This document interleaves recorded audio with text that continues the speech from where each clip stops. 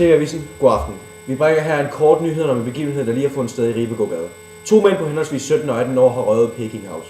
De brugte 2 kamphunde og 2 bat, som tidligere var købt i Intersport. Vi har været så heldige at få et interview med de 2 unge, inden de skulle i retten. Vi stiller nu om til Kurt Emil Sofusen.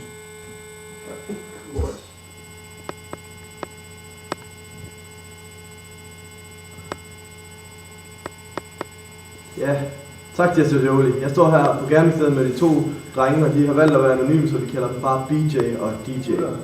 Hvordan har de med, at I står på 2-3 års fængsel? Jeg er stolt. Det kan jeg ikke forstå. Hvorfor er du stolt? Fordi vi har nået overskrifterne. Nå. Hvorfor var det lige Peking House, I valgte at røve? Altså, Peking House er ingenting. Nå, det kan jeg ikke forstå. Hvorfor det? Forstår du ikke med at ødelægge dem? Kan du ikke fatte det? Nej, det tror jeg ikke, jeg forstår. Hvorfor det? Jamen, hvad er dit problem der? Det ved jeg ikke. Jeg tror ikke, jeg har et problem med det. Er du dum eller hvad?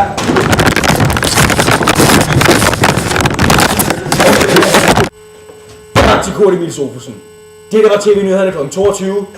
God aften.